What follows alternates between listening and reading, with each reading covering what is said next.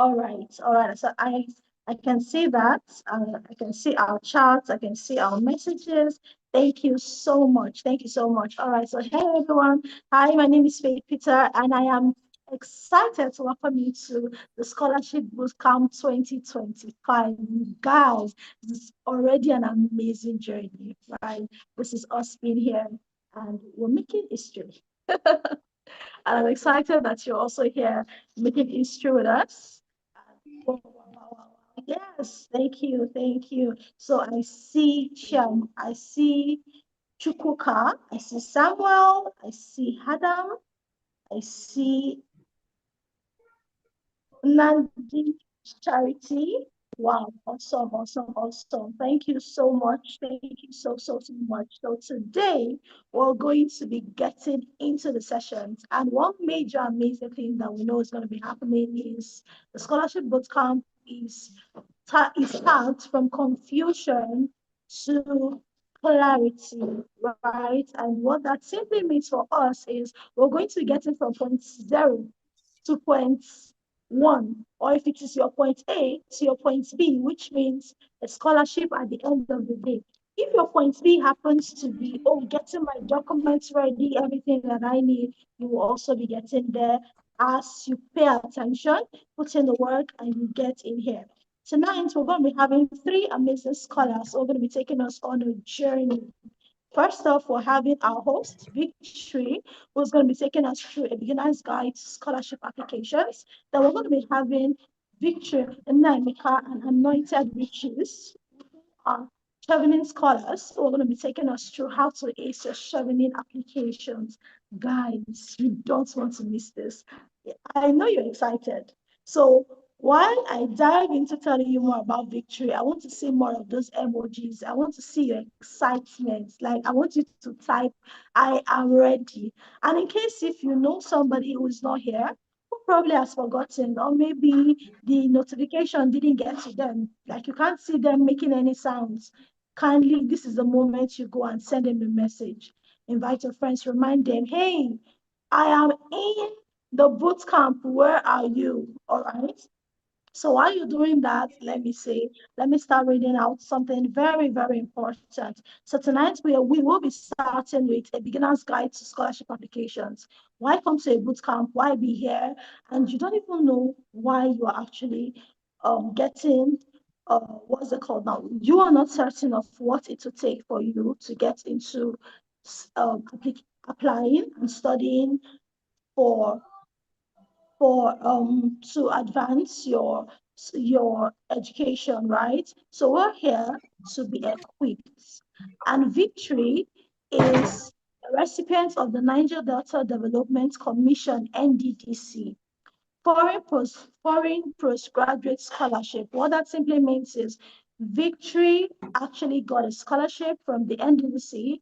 It's a foreign postgraduate scholarship, and she studied international business management at Coventry University, UK, and graduated with a distinction. Who else is better to guide you than a master herself? Well, a scholar in this case. All right. Prior to this, she has worked in the digital marketing industry for 6 years and served multiple clients across different countries, including clients from the USA, UK, Australia, Singapore, Netherlands, Austria, and South Africa. She utilizes expertise in equipping Nigerian youths on the topic of remote work and accessing digital opportunities. Through her intensive involvement in community development projects, she has reached out to over 2,000 students in several secondary universities to empower them with skills and make social impact. Guys, if you're not too busy, can you kindly welcome with me Victory as she takes us through how to aid how to prepare for the scholarship application. Hi, Victory. Hi, Faith. Thank you so much. Good evening, everyone. And I am really, truly, extremely excited to be here today. And it's actually such an honor to be hosting a grand event like this, where we'll be getting to teach you and just guide you through your scholarship application journey. And Once again, my name is Victory. I'm excited to be your host for the Scholarship Bootcamp. So I'll be giving a quick overview of the Scholarship Bootcamp itself and, before I actually start my session. So please bear with me and I promise to be fast about this. So this is a Scholarship Bootcamp. It is an 11-week program. We're having exactly 11 scholars come speak to us, teach you, and provide their insight, provide you guidance, and just support you in your scholarship application journey. Starting today up to the 30th of November, it promises to be a very intensive, honestly, but very, very useful boot camp to actually help you in your scholarship journey itself. And as you must have seen, we have a WhatsApp group where you get to join, and all of our webinars hold here on YouTube. So before I go about talking about the bootcamp or having my session itself, I'm going to give us a quick overview of 𝐒𝐿𝐍𝐍𝐻, my company who is actually organizing this bootcamp.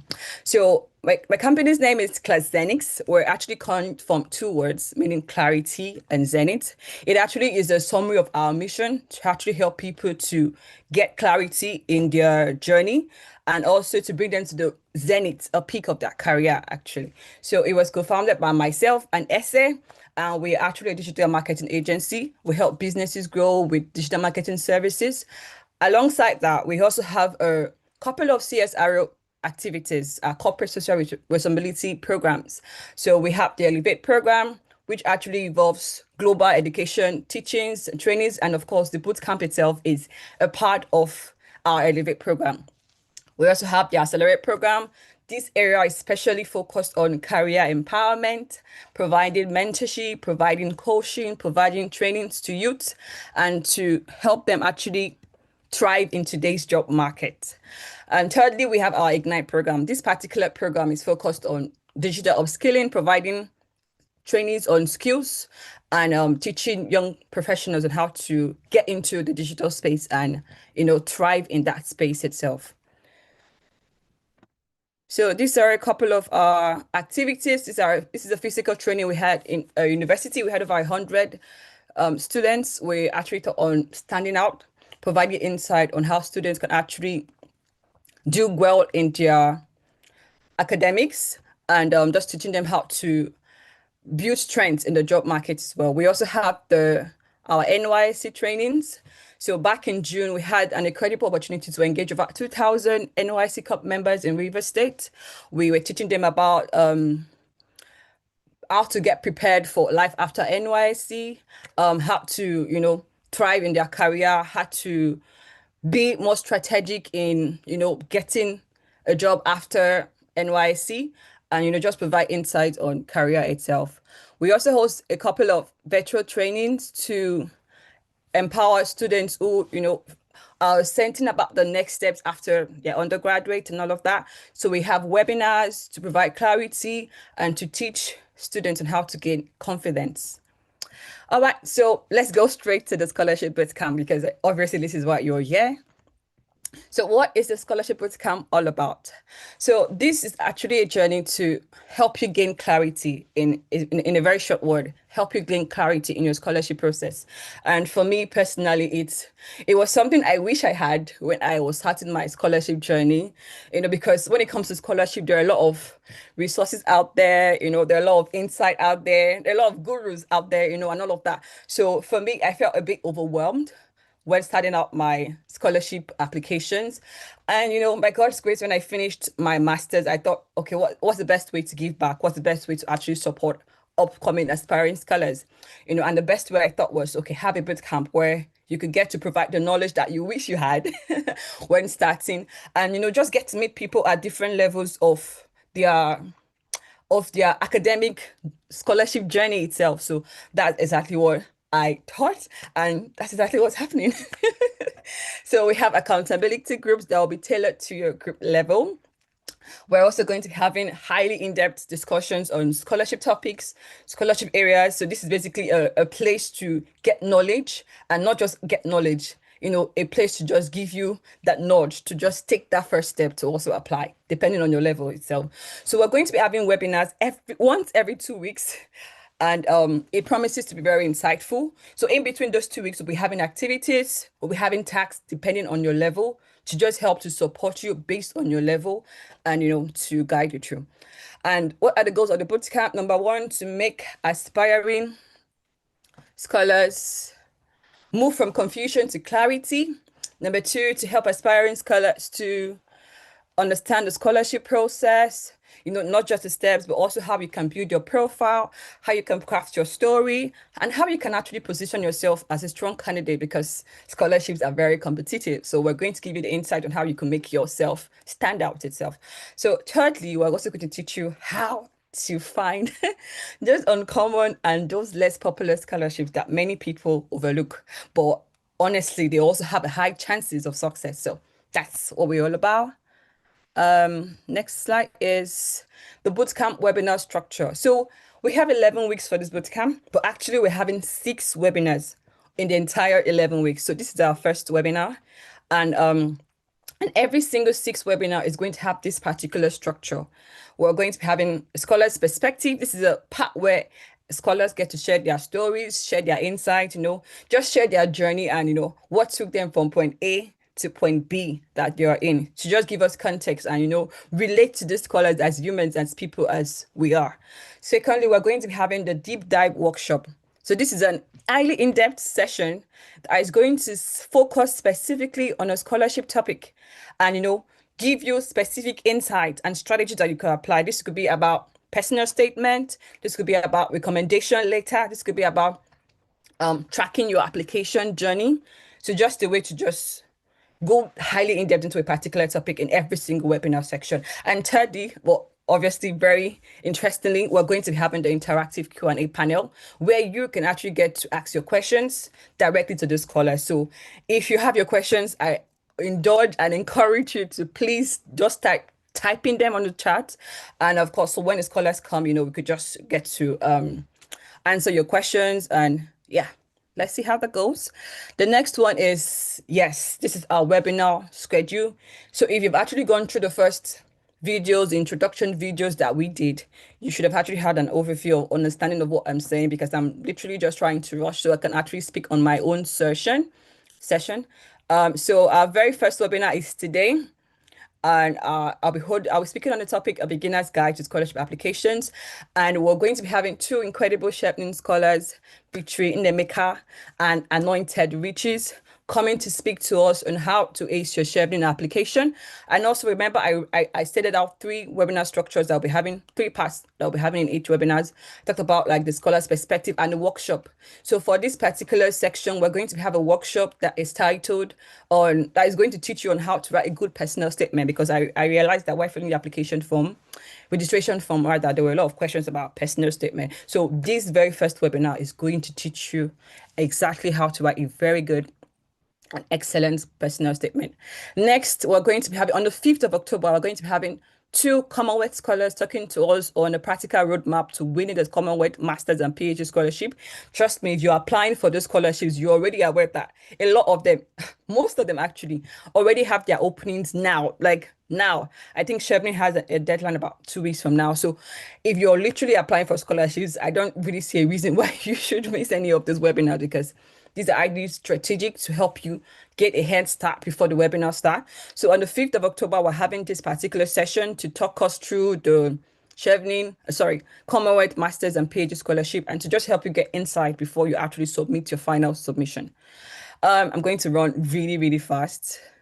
Yeah, so on the 19th of October, which is week 5, we're going to be having a session on everything you need to know about the Commonwealth Shared Scholarship. Remember, we have Commonwealth Shared, we have a lot of Commonwealth Scholarship actually. So on this particular bootcamp, we're talking about Commonwealth Masters and PhD and Commonwealth Shared Scholarship. So on that particular day, we're going to have 2 Commonwealth Shared Scholars coming to talk to us about every single thing you need to know. And we're also going to be having a workshop that will be teaching on how to build a personal brand as a scholar. And these 2 scholars that I picked out are really excellent persons in this area, because I literally see how their personal brand was solid enough to actually gain them a scholarship. So who is the best person to teach you than an actual scholar who got a scholarship through a personal brand? So get ready to get a lot of insights from that session. Running with the speed of light. Next is our 4th webinar on the 2nd of November, the Erasmus Mundus Scholarship Success Stories and Lessons from Scholarship Winners. We have 2 Erasmus Mundus scholars and icebreaker, or how do you call it, whatever. Well, just to give us a heads up, these 2 scholars are a couple. These are husband and wife who actually won the Erasmus Mundus scholarship. They've actually gone ahead to win a lot more scholarships. Like the wife, for example, she also won Commonwealth scholarship as well, and the husband has gone ahead to win a lot of scholarships. So these are scholars that have won. I call them super scholars. They've won not 1, not 2, not 3, but a lot of scholarships. So these are really highly experienced people who have the onions, who have the knowledge, who have everything you need to know about succeeding in your scholarship journey. So on week 9, webinar 5, we have the how to secure research assistant positions in the United States. So because I'm running really fast, I will just quickly go through all of this so I could actually just go ahead to my session. But please, I would highly indulge and encourage you, if you have not watched the introduction section, please do. I'm just quickly going to recap now because I figured out a lot of persons that still haven't watched it yet. So just thought I could just quickly run through, but it's taking a lot of my time. So let's go straight to the last but not the least bootcamp webinar that we're having in the bootcamp. So this is the grand finale. It will be happening on the 30th of November. We'll be wrapping up everything about the good bootcamp. We're having an Alan and Nesta Ferguson scholar to come speak to us on scholarship application red flags and how to avoid them. I'll be speaking on how to discover uncommon and unpopular scholarships. And also David Michael will be speaking on how to building resilience in your scholarship application journey, because beyond the knowledge we're going to be sharing to you, we also want you to understand that it takes time to get a scholarship. And, we're going to provide you with insight, but also we want to equip you to understand that this can be done, but persistence and consistency are key things that you cannot ignore in your scholarship process. So we have 3 levels and groups for participants in this bootcamp. We have the beginner level. Beginners are people who are new to scholarships. We also have the intermediate level. There are people who are aware of scholarships. Your documents are ready.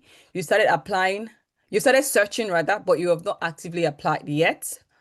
Also, we have achievers, like scholar in progress. You've applied for at least 1 scholarship. Your documents are ready, but you just need more knowledge. So we're going to be dividing these groups. We're going to be dividing persons into 3 groups. And each of these 3 groups are going to be having specific goals for the group. So as a beginner, our goal is for you to move to intermediate level, because we need you to have a couple of documents ready that could actually help you kickstart your scholarship application itself. For intermediate, for crying out loud, why do you have your documents ready? You're not applying. So we're going to be showing you the steps on how to just literally take the first step to start your scholarship application. And for achiever, scholar in progress, we're going to be teaching you how to get knowledge and to help you make more strategic scholarship applications itself. So these are your group leaders. Immediately after this meeting ends, we'll be sharing a link to each of these groups. But these are your group leaders. We have Faith Peter, the leader for the beginner group. We have Tochukwu, leader for the intermediate group, and we have Esther, leader for the achiever group. So like I just mentioned, the groups are going to open today. Immediately after this webinar ends, and we're going to be shorting the groups completely on Wednesday. So we can actually get to focus and kickstart the bootcamp trainings and tax itself, because a lot of these scholarships are already ongoing. So we want to provide support, especially as it's already ongoing, and just get to save time on our ends. So remember, you are only allowed to join 1 group. When you were filling the form, you had a specific group that you chose, be it beginner, be it intermediate, be it achiever or scholar in progress. I would strongly advise that you pick the one you chose at the beginning of the form, because we want to meet you where you're at now, not where you want to be. You understand? So just pick where you are now, and then we could help you, provide you with insights to take you to the next level. But ensure that you are not in 1 group, because anyone found in more than 1 group will be completely removed from the entire bootcamp. The reason we're having these rules is just to ensure that everyone is accountable and to make this bootcamp as productive as possible to literally everyone. So please, like I said, at the end of this webinar, we'll be opening the groups to join each of this level. Join just 1, and yeah, let's just kickstart and make progress. So I'm going to run through all of this. So I will really just advise you to just go back to the slides, to the video, the introduction video, because I have to go on to my section. how to maximize the bootcamp. Avoid ghosting, please. You're not a ghost. Don't come to the WhatsApp groups and just stay there and, actively engage.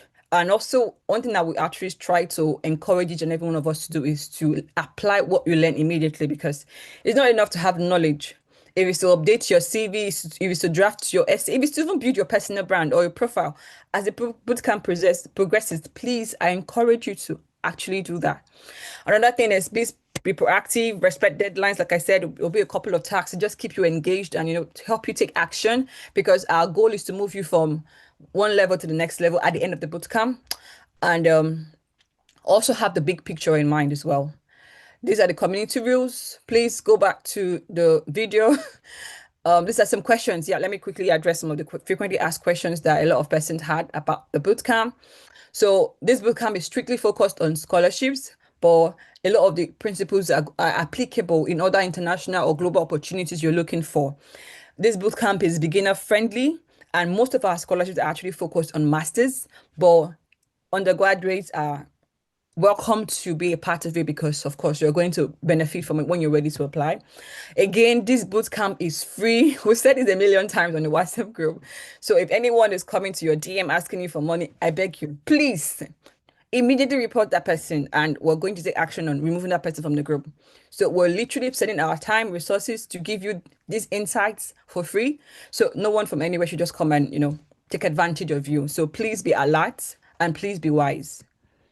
Like I said, when remember you picked a group when you were filling your form, stick to that group. And the goal of the bootcamp is to move you from one level rather, to the next level.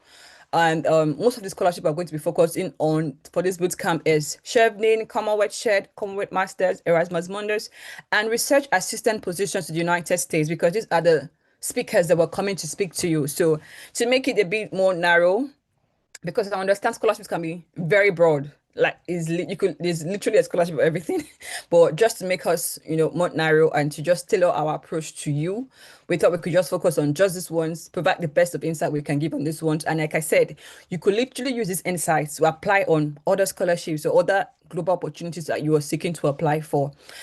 A very popular questions that is usually asked is, will essays be reviewed? Honestly, I'll be honest, we have over 2,000 persons registered for this bootcamp, and it will be 100% impossible to review everyone's essays, because it's a lot of work to review essays. So what I could actually advise you to do is just be alert. We have a lot of scholars coming up, so a couple of them could just say, oh, I'm opening slots for maybe 5, 10 persons to review their essays. So a lot of this will be announced in the groups, but you literally have to be alert, because when it opens, because of the crowd, it could come like really fast and then it could close really fast. So just be alert and watch out for those opportunities when they come. Lastly, if you have questions, please reach out to the group admins. We'll be happy to provide help. Welcome to the Scholarship Bootcamp. Can't believe it's now I'm about to start my session, but let's see how fast we can run. Okay. Please, could you kindly turn on your start to record the session? We forgot that earlier, please. Okay, sorry, I will see how I could do that. I think Thank it's you. already recorded on YouTube, so is there any So need it's for not, that? it's just being live stream. So please just help us click recording so that we can use it later. Thank you. Okay. Not sure how I can do that right now, but all right. Okay, so thank you for sharing that. Let's go ahead as well. All right, thank you. So I'll be speaking on a beginner's guide to scholarship applications.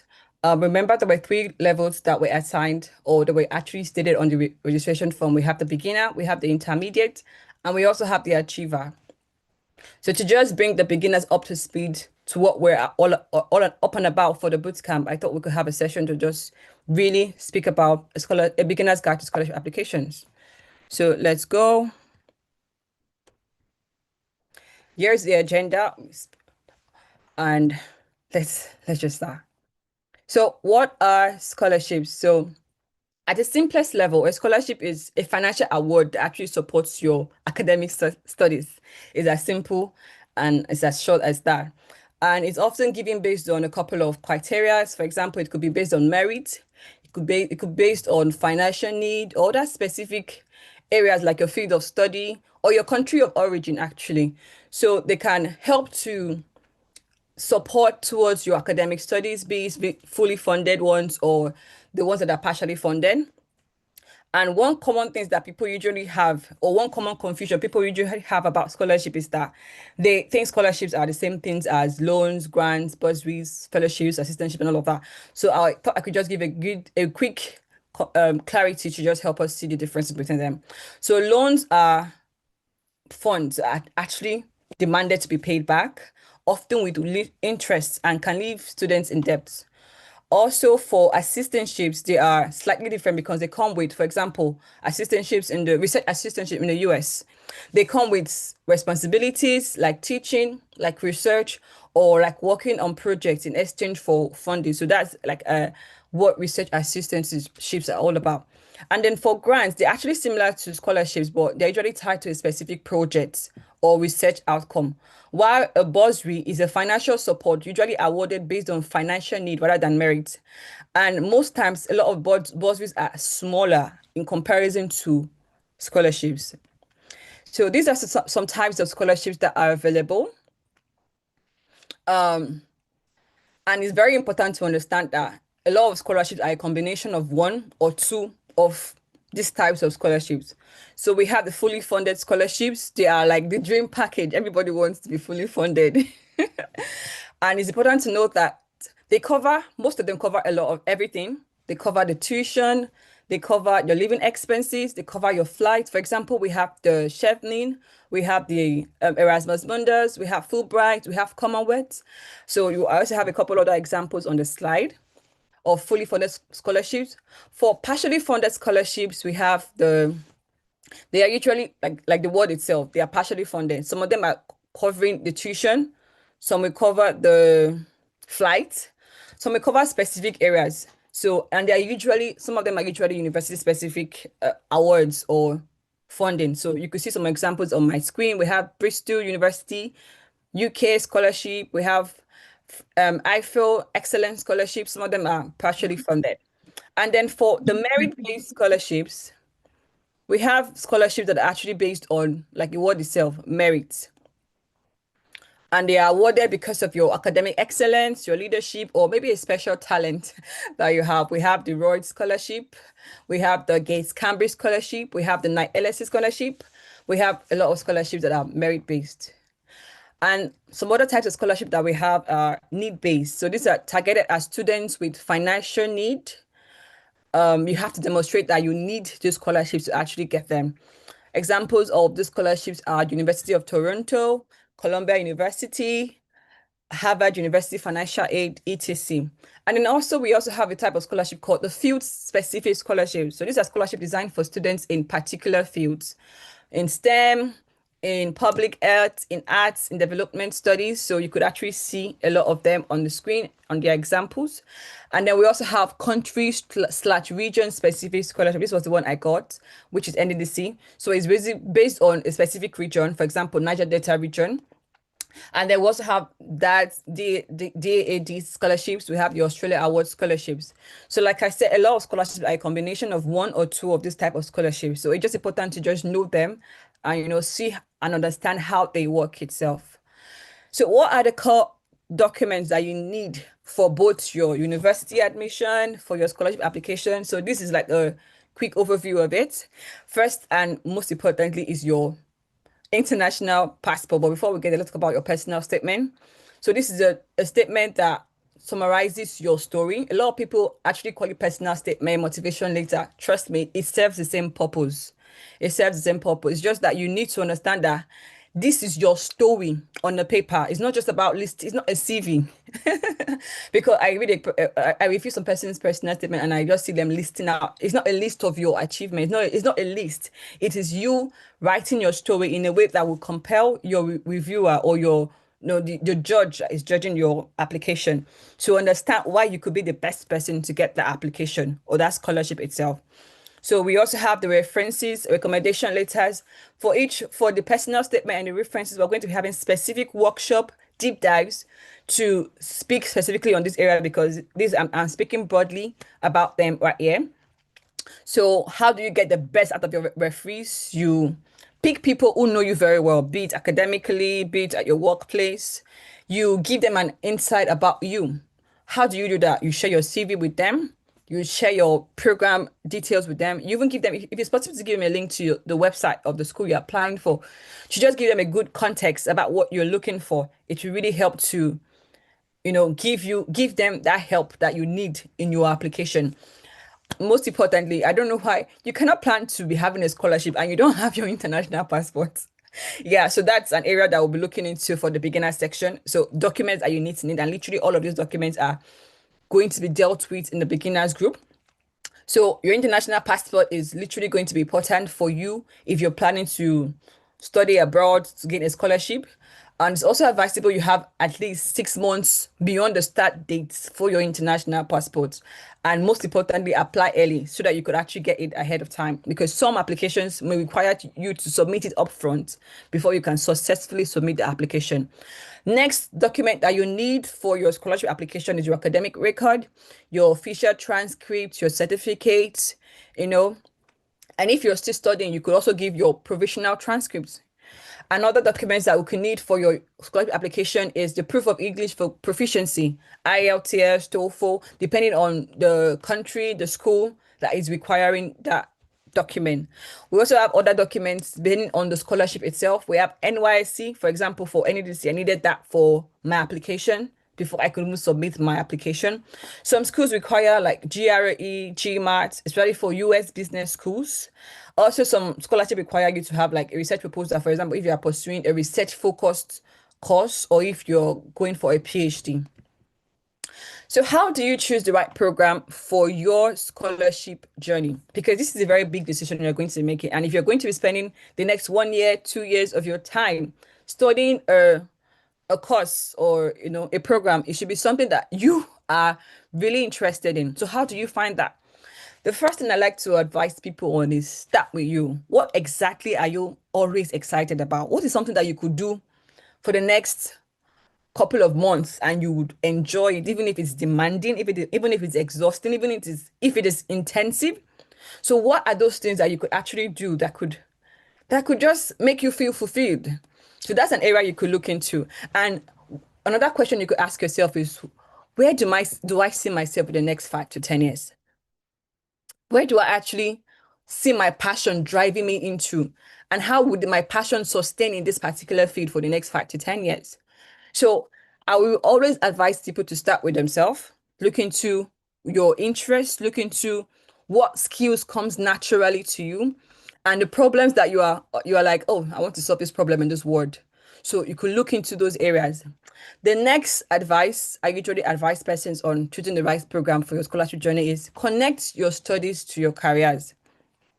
For example, don't just see a degree as a title on the paper. Ask yourself, what doors with this particular degree open for me? Is it going to be an area in, for example, public health, development study? Or one thing I usually advise people to also do is check people who are already doing what you want to do. The life that they are living or the kind of demands that career comes with. Is this something that you think you also want to dive into to do? The next advice is think scholarships and programs because the truth is, while there are scholarships available, the truth is there are specific fields that attract more fundings than others. For example, fields like STEM, global health, they usually attract more scholarship than a lot of other fields. So if you're thinking of a program that you want to do for your scholarship journey, think about both your program and think about like the scholarships that are available in that particular field. The next advice is set clear expectations for yourself. Will this field I'm trying to enter will it help me pivot into a better field in the future? Because we know how things are changing really fast. Will it help me to, connect, will it help actually connect bigger to my life goals? The next advice is number 5, test and talk. Don't just make a decision based on, oh, you've done research, or you've done this. Actually get to speak with those people that you found on LinkedIn doing what you want to do. maybe a quick 5 minutes chat or a quick 10 minutes chat could actually just be that insight that you think you need to help you to test the waters and help you know if you could actually make this particular choice based on what you have found. And most importantly, you will make research. And after your research, the truth is you might discover that the field that you originally had might be a field that doesn't have a lot of funding, or it might be a field that doesn't really align to your strength. You just like the name. People are doing it, you want to do it too. So at the end of it all, you have to be flexible, because flexibility could actually be the missing point between you securing a fully funded scholarship or just going around in circles. So when you've done your research, when you've asked questions, when you've met people, be flexible to adjust your programs to another program if that doesn't fit your original purpose that you were intending or thinking about. So I'll quickly just slide through this. Another question that I saw on the registration form was, how do I stay organized and consistent? Number one for me was that, because it's easy to feel disorganized when you're doing a lot of things. For example, what I really advise people to do, or what I actually did, was to have a specific email dedicated to my scholarship applications, because it's even more difficult to stay organized when you have an email that has social media notifications, an email that has music notifications, an email that has that notification. So when you're able to check your emails, it will be very confusing. So by having a dedicated email that you just create and say this is for scholarship, you can also use that Google account to create an Excel sheet. And from that Excel sheet, you can now track your deadlines, track your interview dates, and see the requirements that are required of you in your application. So another thing I would advise is, please focus on scholarships that best fit your profile, because not every scholarship is actually created equally, you know? And some will actually align to your profile, your goals, but not all of them will. So focus your energy on the ones that give you the highest chances of success. And because that is exactly where your time and energy is going to pay off the most. And another thing that works really well is actually having to set weekly goals. Don't say, oh, I'll work on my application this week. Break it down. Maybe say, oh, I will spend the next 2 hours on this particular day working on my essay. Or next week, on this particular day, on this particular time, I'll work on getting my international passport. I'll make calls. I'll reach out to this person. I'll ask questions to this person. So when you actually block those hours on your calendars, when you actually set these goals, it's easier to stay organized. The next thing is to stay accountable. Don't do this in isolation, because the scholarship journey could be very lonely. And sometimes all you could need is just that one tap on your shoulder that says, don't worry, you're doing fine. Just keep on pushing. So if you could have a community of friends, or maybe one or two persons that okay, they're applying for scholarships, and they could actually help to give you that morale when your morals are low. It will help you to stay organized and consistent. And most importantly, please celebrate a milestone.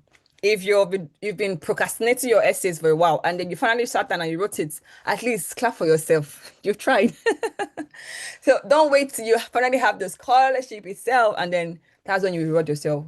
When you meet a specific deadline, when you meet a specific milestone, give yourself a pat on the back and say, oh, okay, I did this, so I can do the next one. Here are some frequently asked questions about scholarships. One of the questions I saw on the registration form was, what GPA or academic profile do I need to qualify? The truth is, most scholarships are very competitive. You have literally thousands of persons applying for scholarships. However, we strongly encourage you to have like a 2-1, a second class upper, or equivalent for scholarships. Well, if you're someone that has, for example, a lower CGPA and all of that, what we could strongly encourage you to do is to build your profile. Go do some voluntary activities, have strong leadership skill, like those things that could actually pump up your profile a bit, are things that will strongly encourage you to get involved in. Next question is, can I apply for scholarships while in my final year? Some scholarships actually, the answer is yes. Some scholarships actually allow final year students to apply as long as you're able to graduate before the program starts. So in that case, you may be asked to submit like provisional transcripts or a letter from your university confirming that you are going to be graduating at the unexpected date. Another question I got asked was, what if I get rejected? The truth is, rejection is part of the process. I can't tell you the number of days I cried, I was thinking about my life, I was questioning myself, my worth, and all of that. But imagine if I gave up. I literally got my scholarship on the second to last application I made. And even the application, I was like, I'm just doing it for like the sake of it. And that was the one that eventually pulled through. So imagine if I said, I'm not doing it again, no. I kid you not, like this boot camp will not be holding. So just encourage yourself and understand that when you finally get that yes, you will not remember the no's that you had. Even if that's the only word you get from all the plenty English I've been speaking. When you get that yes that you've been looking for, all the no's that came before that yes will not count. You will not remember them. So please and understand that every application makes you better. Like the next one I made was better than the last one I submitted. So that should be where you should get your strength from. Because resilience is a very hidden skill in scholarship application, and you need that. So just to summarize, this is a quick overview of the scholarship process. Number one, please research. I would really encourage you to start months in advance so that you are not, you know, you're not doing any last minute rush, especially because if you want to get your international passport, yeah, those are external factors that you might not be able to manage or control yourself. So to just save you time, just plan ahead. Next is identify countries that are known for scholarships. We have countries like Germany, UK, Canada, Netherlands, etc.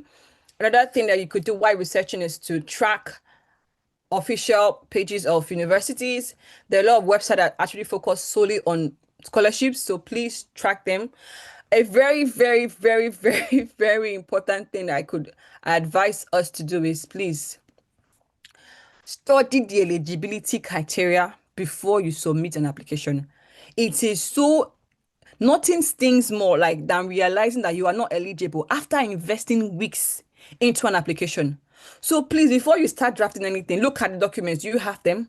If not, can you go get them? Look at the essays. Is this something that you could do within a specific time frame? So look at the documents they're asking for. Look at the just every single, even if it's a full stop on those websites, even if it's a comma on those websites, read them, understand them. And when you know that you fully qualify or you're eligible for at least the basic things, you can go ahead because it's very frustrating to invest so much time and realize that you're not qualified or you don't have the eligibility stuff they're looking for. Secondly, is please prepare. If you're still in your undergraduate studies, I beg you, please aim for a 2-1. And also, if you finish school, please build your profile in line with the course you are looking for.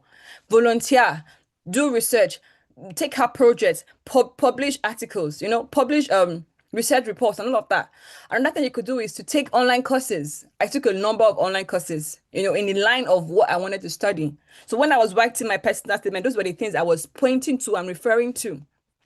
Next is you could actually volunteer, like I said, you could intern, you could do community work. Those are things that could actually strengthen your CV and your profile. And most importantly, when all is said and done, please apply. Don't overthink it. Until you click that submit button and until you get a feedback from that, you will not know if you did well or not. So please ensure that when you are applying, you are not doing copy and paste. You are tailoring each application to the specific requirement that a scholarship is asking for. And you are also answering the questions that they're asking you to answer. Another thing is when you are applying, please don't apply in isolation. Reach out to people who have gotten the scholarship that you've gotten. And you could do mock interviews, mock preparations to help you. Practice those common questions and, just find a way to highlight your unique value, your unique skills. And with that said, I hope I have been able to just quickly just give an overview. If you're a beginner, you should have actually gotten an insight on understanding of how scholarships work. And trust me, in the bootcamp, you're going to get more knowledge, you're going to get more insight, and you're going to even do better as you learn from more diverse scholarship scholars. So with that said, thank you. And I'll be going right into the next scholar because we are literally out of time. Okay. So the next session we'll be having is on how to ace your Chevening application. And we have 2 scholars speaking to us. We have Victory in the Maker And we have Anointed Riches, who will be speaking on how to ace your Chevening application. So I will just quickly give an overview of Victory in Emeka. And please, on the chat, I want to see you buzzing up. I want to see you putting up your favorite emojis to just say that you are excited and looking forward to this session, especially if you're looking forward to applying for the Chevening scholarships. So please drop it in on the chat and let's get started. So Victory in Emeka is a Chevening scholar and is a graduate of Imperial College London, where he earned an MSc in Applied Biosciences and Biotechnology. His Chevening's journey reflects academic excellence, leadership potential, and a commitment to contributing to solutions in the biosciences. He was affiliated with RB Research and Advisory, where he engaged in academic activities such as the 2020 MEC competition, which connected him to a diverse network of academics and professionals across institutions in the UK, Nigeria, Canada, Portugal, South Africa, and Australia. Beyond his personal achievement, he remains committed to youth empowerment, helping young professionals and students position themselves for success in global opportunities. So before I call up Victory in Emeka to come speak to us, I'll be introducing the second speaker, which is Anointed Riches. Another which is actually earned his bachelor's degree rather in medicine and surgery from Niger Delta University, Nigeria, and is a recipient of the prestigious Chevening Scholarship. He is passionate about rural health, and he has worked with NGOs to organize medical outreaches and lead health campaigns. His humanitarian service has earned him multiple awards, including the Chevening Gold Award for volunteering and for committing over 100 hours to improve health outcomes in the Mandela Washington Fellowship for Young African Leaders in 2022. And both the President's NYC Honors Award and Ebonyi State Governor's Award for outstanding contributions to rural healthcare in Rural Improvement Mission Hospital, Ebonyi State. And he's joyfully married with a son. All right, so without further ado, can we drop in the chat and just say a quick welcome to Victory in Emeka as he takes the session, and we'll be welcoming Anointed later on the session. So please put in the applause on the chat and let's welcome Victory in Emeka. Hello. Yeah. Thank you very much, Victory, for that warm welcome. Thank you for the opportunity. So I am Victory in Emeka, and I'll be co-hosting this session with Anointed Riches. So I was a 2022 Chevening scholar, now an alumnus, and I had my master's at Imperial College London. So what I'll be doing is taking you through my personal experience, how I navigated the application process, and giving you some tips on how to get closer to your goals.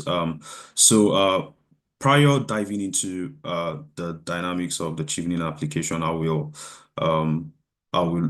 give a preview on generally how to get your personal statement very well, get it well, because that will help you generally, whether it's Chevening or whatever scholarship you are actually applying to. So thank you again for this opportunity, Victory. So personal statement, I will just make it a bit simple. It's simply an academic pitch.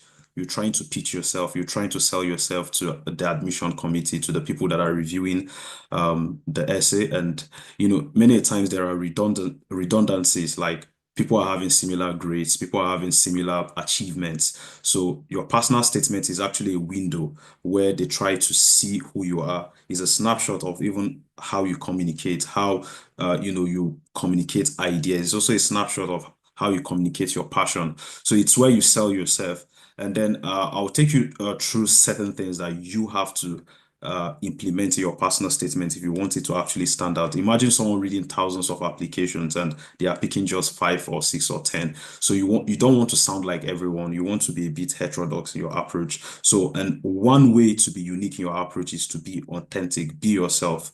Be yourself. No one has had the experience you've had. No one has had the stories you've had. So copying people, copying the examples online is actually a stepping stone. Is you just modeling to fail. But if you are authentic, if you leverage on your personal experiences, then you are getting close to sound unique. You are getting close to be different, because this is a game of being different from the crowd. So the next thing is that you have to show your growth. You have to show your growth. You know, your CV, you have listed a whole lot of things in your CV. You have listed a whole lot of things in other sections of your application.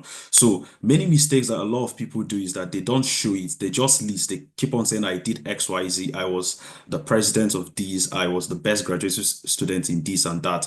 So, and it makes their personal statement look more like an iteration of their skill set. And that's not it. You have to show it.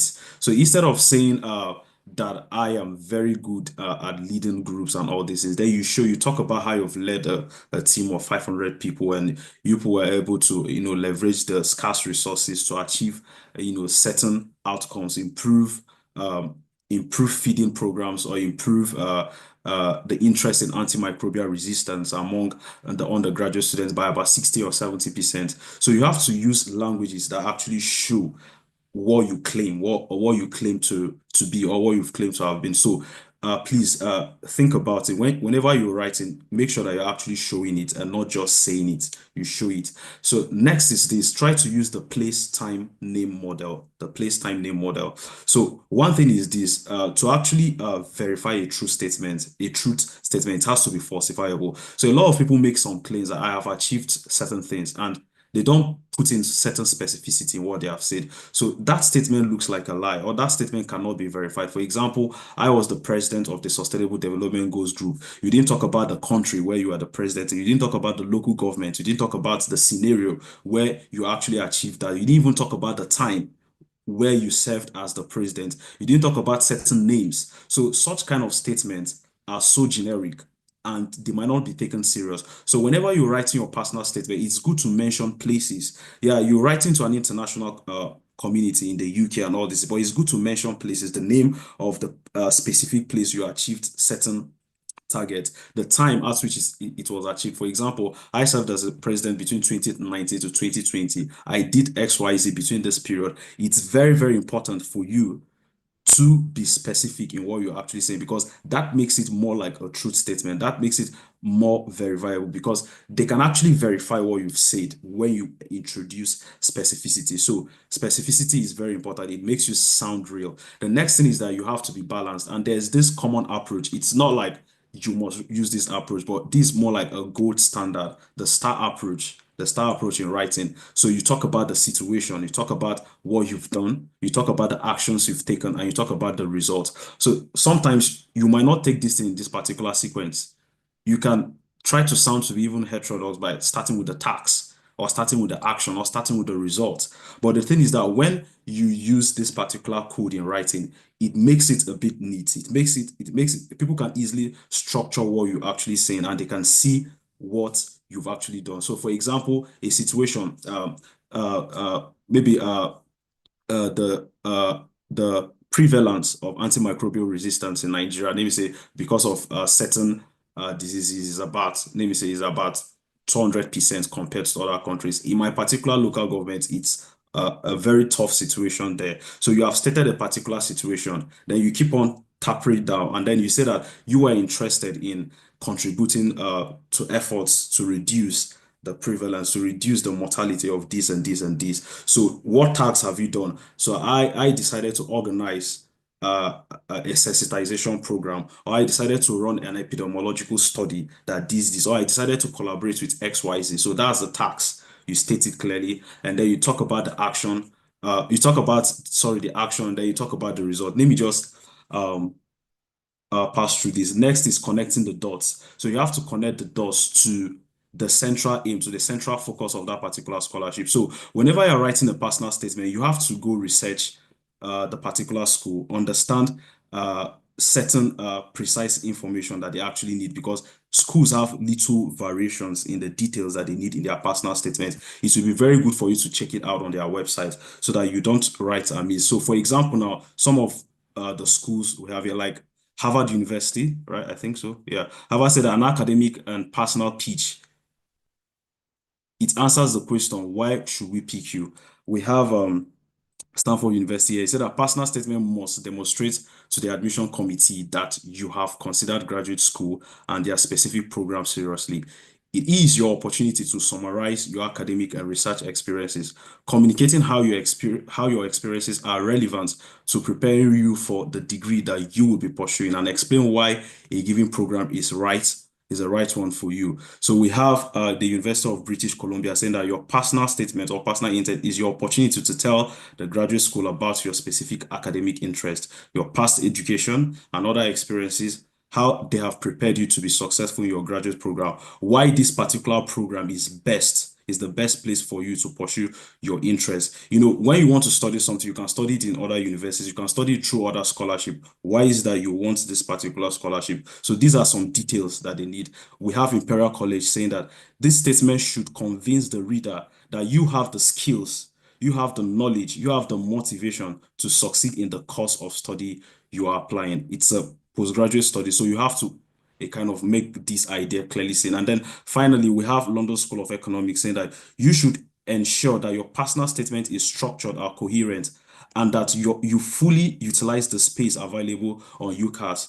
So once you have written a draft copy of your personal statement, you should check the spelling, punctuations, grammar. This is very important. So always try to use Grammarly or give a second or third person to review it and check that it flows in a logical order. The school does not interview for places, so this is an applicant-only opportunity. So this is just a different statement that various top schools have made about personal statement. It's good for you to browse out the particular application or whatever scholarship you're going for and get this particular information. That will actually help you to write in order to write to the needs of that particular program. So I'm going to dive in a bit now into the Chevening scholarship, so that a lot of things have changed in the Chevening scholarship. Like there are some radical change in the entire process. So I'll try to share my screen so that we'll go to the website and take a look at things. So first of all, the scholarship here,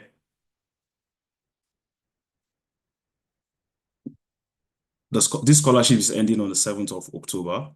So, and then it's ending, I think 12 UCT. So you have to check that particular time, because there are cases of a whole lot of people kind of applying on D-Day, and then they get past the deadline. So it's ending on the 7th of October. So one thing I'll be looking at is the application timeline here. Here is it, the application timeline. So it started 5th of August, and then it's ending on the 7th of October. And then you can see it here, 12 UTC in your time zone. So for Nigeria, it's about 1 p.m. You have to calculate it. You don't miss the deadline. So that is actually that. And then thereafter, from October, the essay committee, they get together and start reviewing the essays that has been submitted. So we're going to look at a couple of eligibility criteria for this. So there are little changes that have been made in the Chevening application process this time. So one key change is this: you have to have 2,800 hours of work experience after you've graduated. Prior now, the way it actually goes is this: you can add your internship during your undergraduate experience. You can add certain work experience you had during your undergraduate, and everything pulls up right. But right now, you will not be eligible if you don't have 2 years working experience after graduating. So you have to actually take a look at it. And this also is equivalent to having 2,800 hours work experience. So that's one key change that the Chevening program have actually made. So you have to take a close look at that. Another change that they have actually made is that prior now, we write like 500 words for each of the essays. It's just 300 words. So it's more simple, and then it's the word counts have actually reduced. So that's a very key change that has been made in the application process for Chevening. So there are certain things that can make you non-eligible, and being related or working for the British Embassy, for the FCD or what have you, or having studied in the United Kingdom. These are certain things that can actually make you non-eligible for the Chevening scholarship. So I'm going to go straight to the essays, the Chevening essays. So we have the leadership essay. One second. Application guidance. Let me try and track the leadership essay. Scholarship. Okay.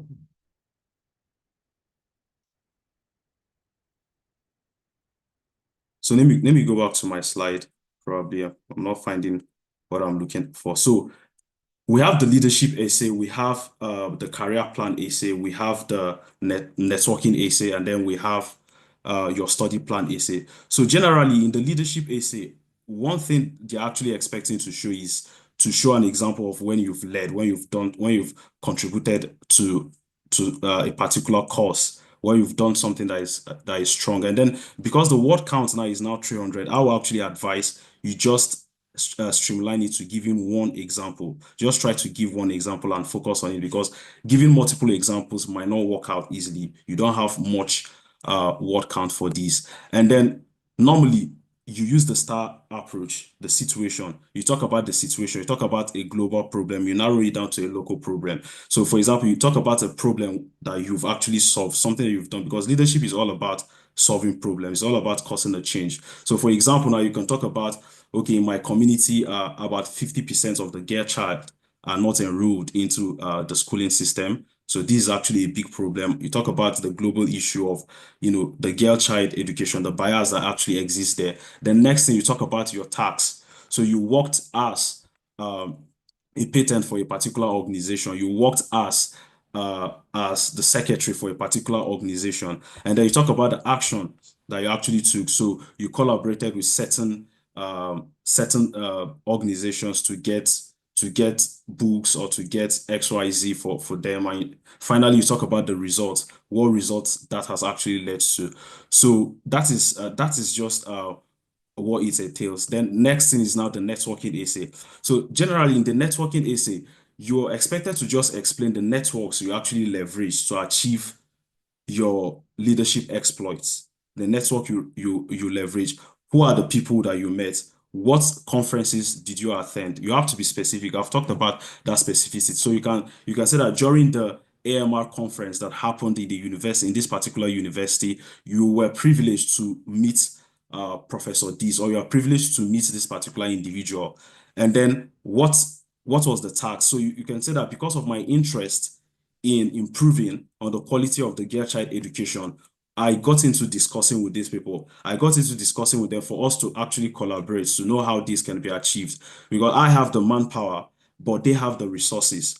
So you talk about the actions that you have actually taken. And then finally, now you now talk about the result. So we were able to collaborate. And then they were able to help me with XYZ, and I helped them with XYZ, and we achieved a common goal. So that is actually that about the networking essay. But when you're writing all these essays, try to always connect it to the Chevening goal. Try to always connect it to the Chevening goal, that you are interested in the Chevening scholarship because you believe that the networking depth in the Chevening program is very high. You want to leverage it to cause certain changes in this particular aspect and that. So finally, we're looking at the study plan essay.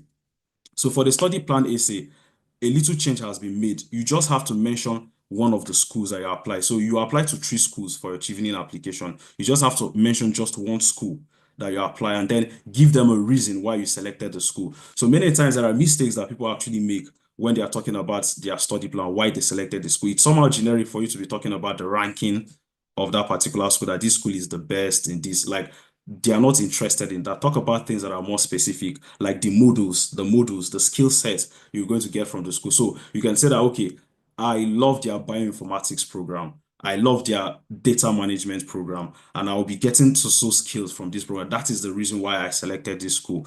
So another reason why I selected this school is that it's situated in an area where certain organizations are, and I think I will be able to attend certain leadership programs, connect with 1 or 2 persons. So you have to read in details some nuances, some deep things about some of those schools. You mention them. So don't just say things that are very generic. You have to show them that you've researched a lot about that particular school. And then one thing that I've changed a bit in this career plan essay for this year is that you have to talk about your early career plan in the study plan. You have to talk about your early career plan, like this course you're actually going to study. How will it help you to achieve certain things upon return to Nigeria, your early career plan? So you can, or upon return to my country. So you can simply say that upon return to my country with the skill set I've gotten in policy making, in policy writing, I'll immediately apply it in writing grants or doing one or two things, getting people together to improve on certain outcomes.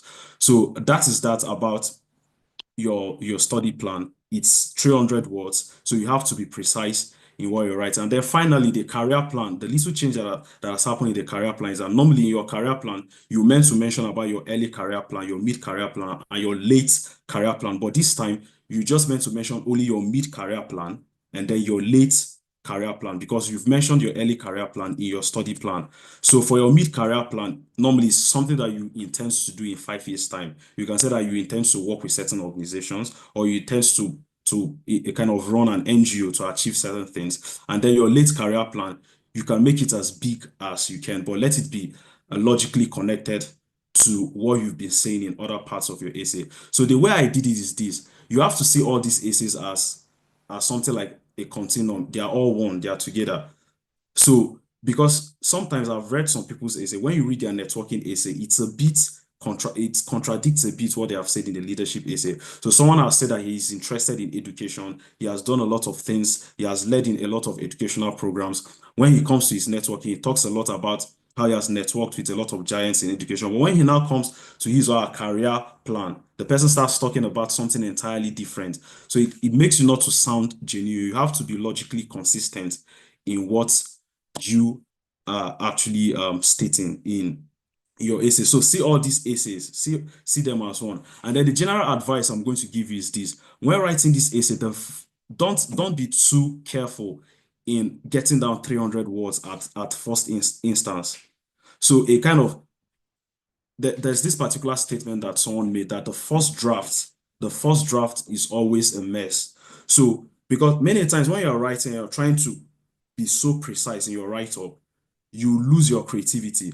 So you can write like 600, 500 words for your leadership distance. Write them down, write as much as you have in your mind, and later on you start pruning it down.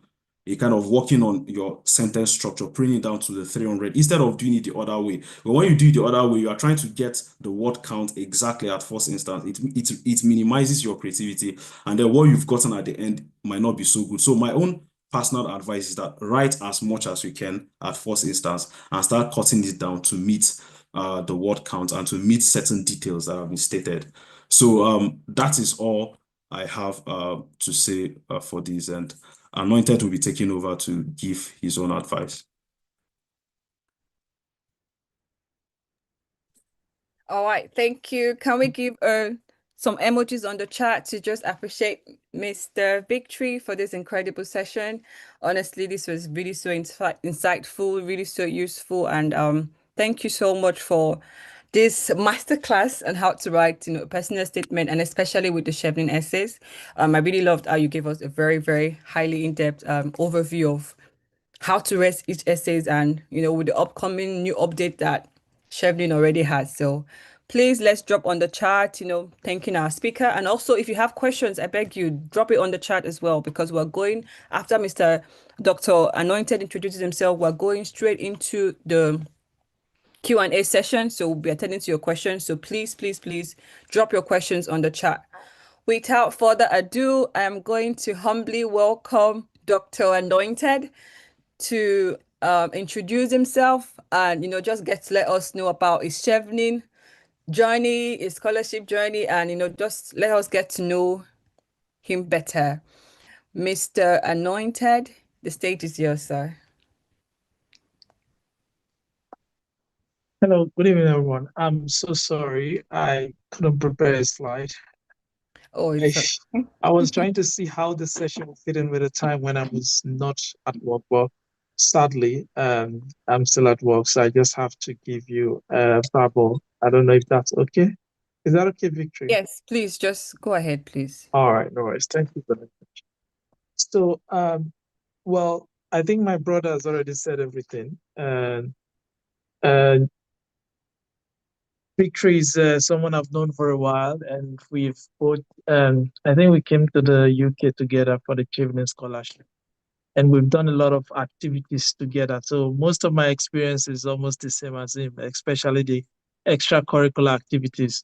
And of note is the fact that we actually played a football competition, and we played against Commonwealth scholars, and we actually won that competition in Manchester. So that's one. Because I believe that, I mean, the Chevening Scholarship is beyond you just coming to have a master's degree. It's an all-inclusive project. And just as many people would tell you, scholarship journey is like a marathon. Is not, for most people, or for many people I know, is not a 100 meters race. It's more like a marathon.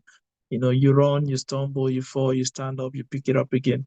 I started applying for scholarships way back in 2019, I think. And this is coming from someone who grew up in a location and that have no idea about scholarships. So I'm from Bayelsa State, and I schooled in Bayelsa State. I schooled in Niger Delta University. And up until when I went for my NYSC, I didn't know, or I wasn't fully convinced that one could win an international scholarship. I mean, I knew that you could win local scholarships because even as a student, I was a beneficiary of the, we call it Agbami Oil Field Scholarship, and also the federal government scholarship, Federal Scholarship Board. So I was a beneficiary of two local scholarships. Still, I didn't believe that one could win a scholarship and go abroad. So it was when I went for youth service, then I started seeing, I met a colleague who had actually won like the long distance Commonwealth Masters. And that was what actually ignited the passion, the drive to apply for any and every scholarships for me. And I applied to multiple scholarships, received multiple love letters and rejections. But thankfully, in the end, it paid off because even though I didn't win a lot of scholarships, there were other scholarships that actually won, and that helped me. So I won the Mandela Washington Fellowship and was able to go to the US for a few weeks. And then I won the Chevening Scholarship, which, as we know, is very, very competitive. So I want to say that my Chevening experience has been great. And it has also been full of, you know, a lot of hard work. The hard work part is what a lot of people fail to realize. After winning my scholarships, I tried to help, I try to create more awareness in my environment because, like I said, scholarships is not very common. International scholarships, the awareness is not there. But you find out that when you try to create awareness, a lot of people feel like a scholarship is something they just give on a platter. So once you tell them about scholarships, they want, oh, can you help me write? Can you help me apply for this scholarship? They don't want to do the work. If you ask Victory or any of the scholars, they'll tell you they spend a lot of time researching about schools, researching about professors, researching about specifics of the scholarship. So the time you spend in watching a Nigerian movie or an American movie, or doing some playing games or whatever, you spend that time in actually doing some detailed research, going to Google, going to school websites, because those are the things you need to write in your scholarship essays to help convince someone. You need to put statistics here. If you're in healthcare, you need WHO statistics, you need UNICEF, whatever statistics. Basically, everything you're trying to do is to gather facts, gather information, and write a statement that someone somewhere who has not seen you, does not know you, does not know what you've done, have not even seen any pictures or whatever. You've not given him the only evidence you're giving him is the fact that you've written something down that I've done this and this is who I am. So how will that person believe you and spend millions or thousands of pounds or dollars on you for a scholarship? So my advice, just like the other scholars have said, I know we have questions and answers. So I think most of the most of the advice will actually come during the question and answer session. My advice is, one, you need to, just like Victory has also said, you need to study the scholarship. And that involves a lot of work, a lot of research, actually.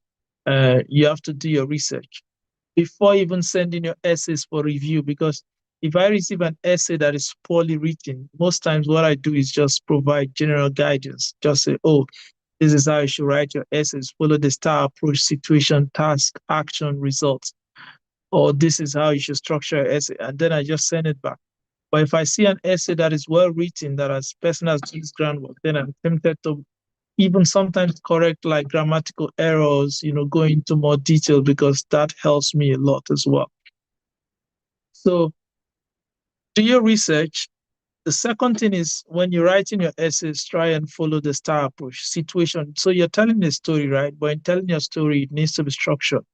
So you need to tell them about, what was the situation, what was the problem, what was the thing that you were trying to solve.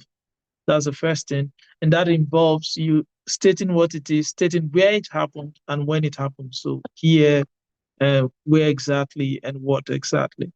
And also what you were required to do or what you were supposed to do, and the actions. So in one thing personally that I've noted is that in writing Chevening essays or some other essays, you focus more on the Chevening. Chevening dwells more on leadership. They are looking for leaders. So it doesn't matter if you have a first class or you have a second class. If you cannot show that you're a leader, Chevening is, in fact, Chevening will not accept you. So for that, how you show leadership in Chevening essays, one, is actually by highlighting the actions that you undertook. So the actions could be that you mobilize people to clear grass somewhere, or that you led a group of people, so it's not even necessarily that you hold the title. You could even just be part of a group, or that you brought up an idea that was so effective that everything started to work together. So leadership involves, traits, characters, actions like, mobilization, innovation, empathy. All those are leadership qualities. So for Chevening essays, you want to hammer on those leadership qualities in your actions. Even raising of funds, that is also a leadership quality. So that is one. Then you talk about the results. As a result of the actions you took, what happened? Did the organization get better? If it did, by what percentage or by how many people? Did the number of people increase that is attending a particular program? Are there any benefits that you received as a person? Any rewards, any recognition? Did the local government chairman call you out in public and say, yes, he's the worthy son of the soil, stuff like that? And you also want to talk about, sometimes people say lessons learned, reflections on what you could have done better, or what has happened, or what has helped. So that's it. So in terms of my Chevening experience, I'm not quite sure what Victory wants me to talk about, whether to give my story from when I started applying to when I actually won, and my life in, living in the UK and all that. Victory, can I just clarify before I go off point, please? You've actually spoken very well, and I love how you started your story, and you've touched, literally most places, which is really, really incredible. Thank you so much, Dr. Anointed. And No yeah, I'm worries. really, really excited to have you on board. So I think we'll just go straight into the Q&A session. Yeah. We have a couple of questions on the chat. So you and Mr. Nemeka would help us, to just give answers to those questions. I think we could just go straight and start from the questions on the chat. So please, like I said, if you have questions, kindly drop it on the chat, because we're going straight into the Q&A session now. And yeah. All right, so one of the first questions I can see on the chat is from Paulinus. The question he asks is about crafting the personal statement. Can ALS be used to put... Oh, you mean, okay, AIs. Can AIs be used? Okay, sorry.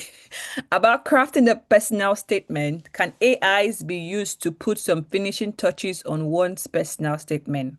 So, Dr. Anointed, Mr. Nemeka, Yeah, whoever. it was clearly stated in the Chevening website that you shouldn't use AI for anything. So mind you, these guys, they have AI detectors, and they are very powerful.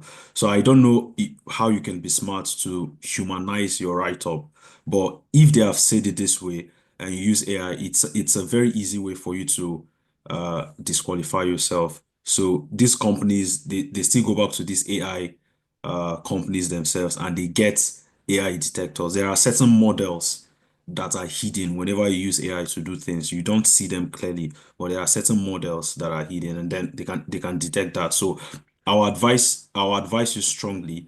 Uh, Anointed and I, we got this, and a lot of people got this even prior the advent of AI. You can write this thing and you can get them.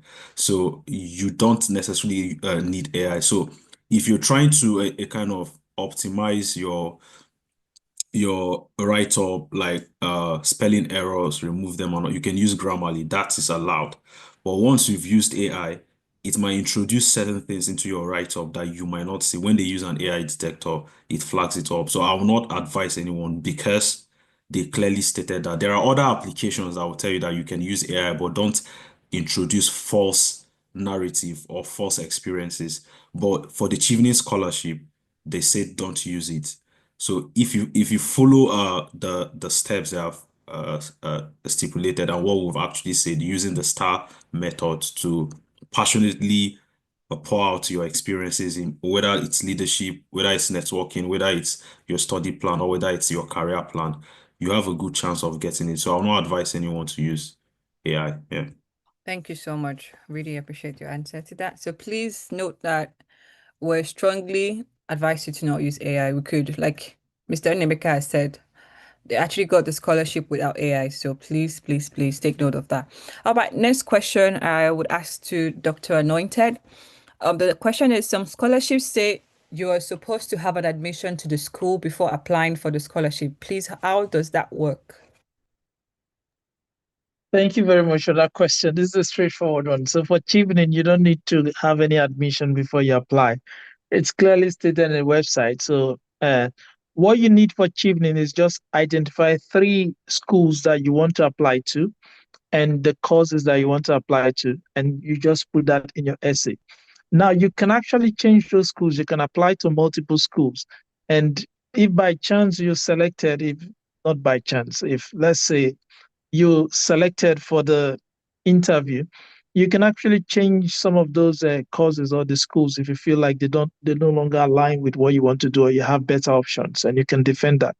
And that a lot of people have done that. So for Chevening, admission before application is not compulsory. Thank you. Perfect. Thank you. I think I will also ask straight to you again, Dr. Anointed, for this next question. It says about the 2,800 hours work experience. Does working experience do NYSC count among the hours of work experience, and how does it count? Yeah, thank you very much for that question. So yes, work experience during NYSC counts. In fact, any kind of work experience actually counts towards the 2,800. So even if it's an unpaid role, if it's volunteering, what does not count is your work experience during your university or undergraduate. Before, it actually used to count, but this year, like Victory said, Chevening has switched up a lot of things. They've changed some certain stuff. So right now, there is a certain date that is expected for you to have graduated before you can actually apply for Chevening. So if you've not graduated 2 years before the start of the program, you cannot apply for Chevening. But outside of that, if you've graduated in a required number of years, any kind of work experience counts. Thank you.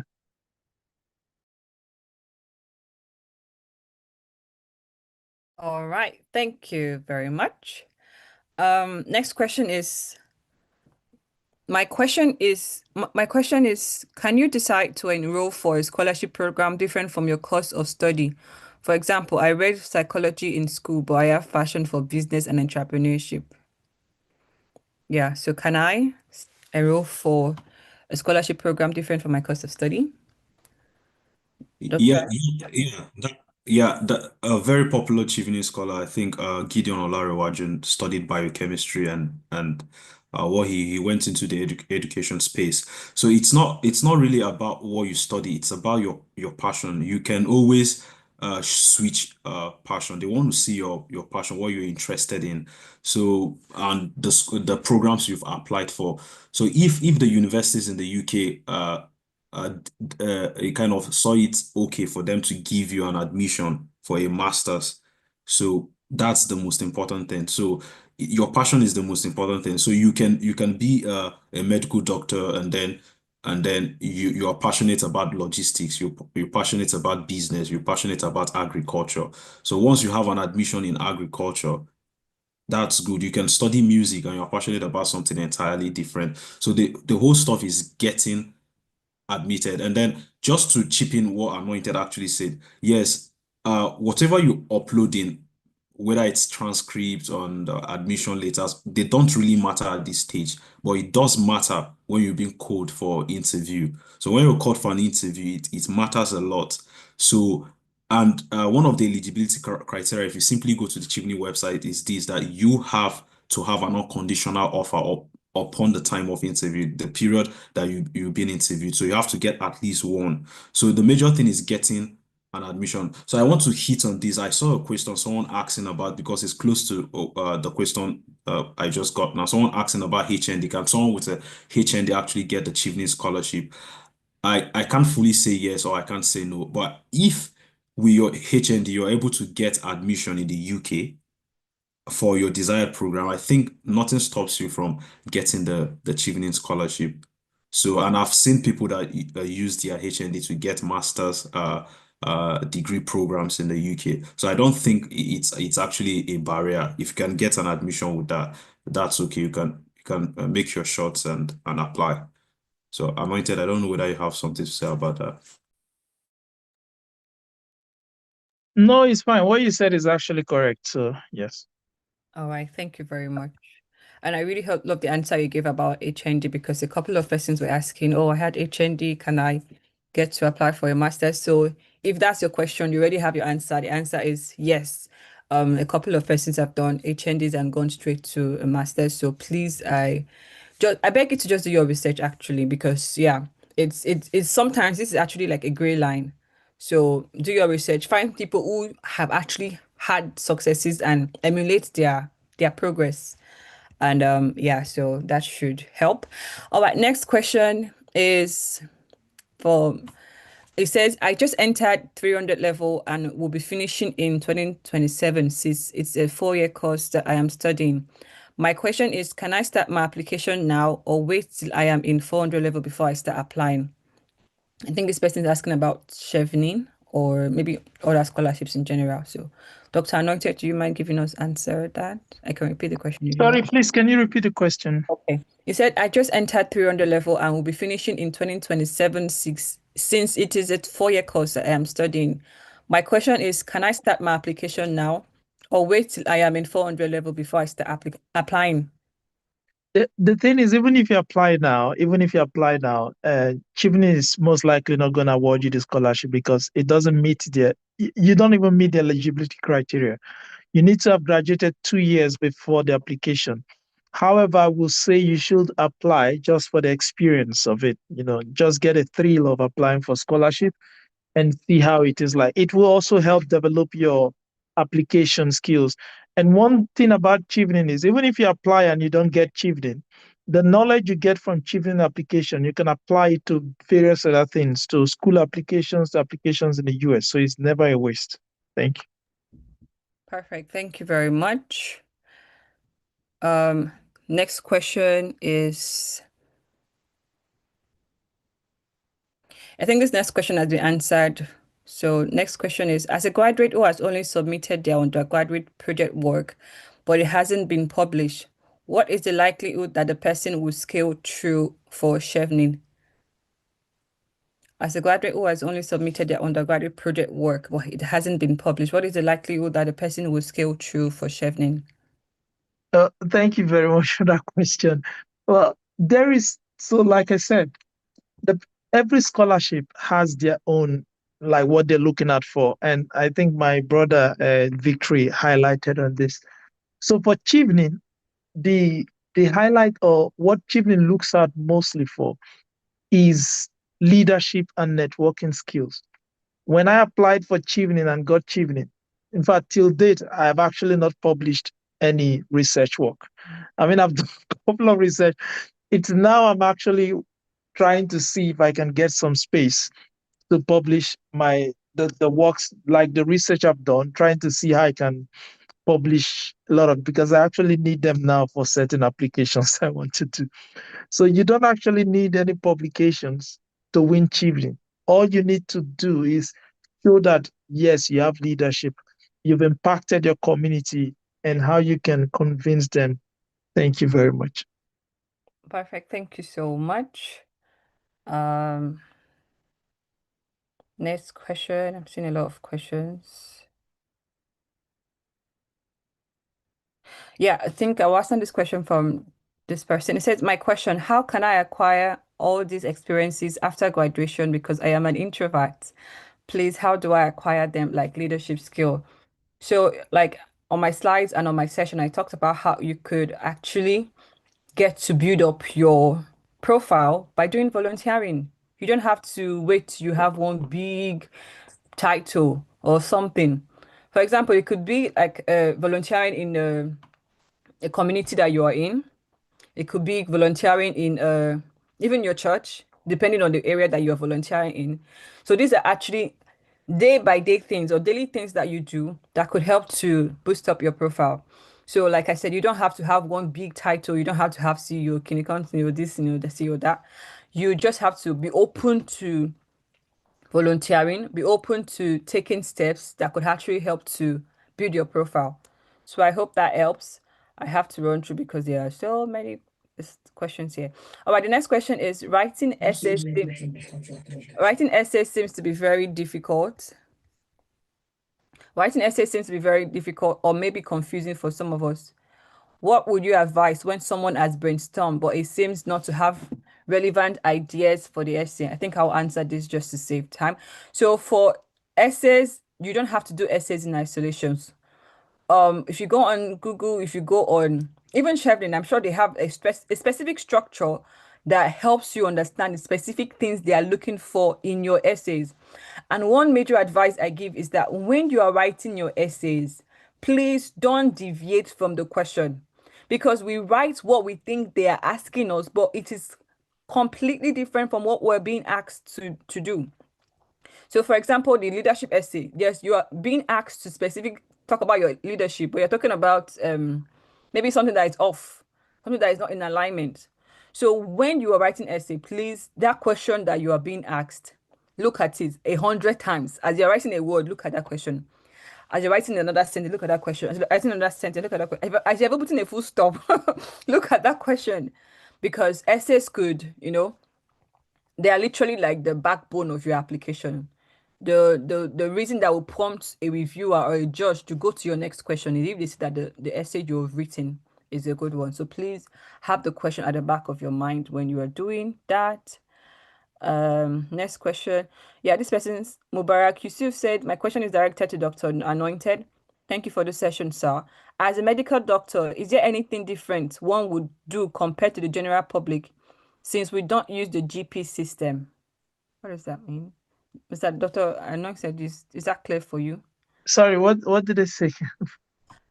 As a medical doctor, is there anything one would do compared to the general public since we don't use the GP system? When it basically means GP, is a general practitioner. I think so. Yeah. So again, whether he's asking whether if there's anything to do differently from the general public. Sorry, can you repeat the question? I'm struggling to understand. Sorry. As a medical doctor, is there anything different one could do compared to the general public since we don't use the GP system? I think maybe basically talking about like maybe volunteer activities or talking about. No, I don't think so. Again, in Chevening Scholarship, thank you very much for that question, by the way. In Chevening Scholarship, there are a whole lot of, in fact, this year they've even highlighted like the main areas they want to focus on. So you have like sustainability, you have like different things. So for whoever is writing a Chevening Scholarship essay, you just need to focus your You just need to link whatever you're doing to those focus areas. So even as a doctor, there are doctors that study different things. I did public health. There are people that did health economics. There are people that will go and do business administration. So it all depends on whatever you're doing, whatever your passion is. Just follow your passion, follow what you're doing. Even doctors that converted from, medicine to do something entirely different. So whatever you're doing, make sure that that thing is impacting the community. And when you're writing your essay, just try and convince Chevening that that impact you're creating is very important and that is going to benefit the community, and you're going to do more. You're going to upscale whatever you're doing to the benefit of your community and even beyond. That's what's most important. Thank you. Yeah. Hi, Victory.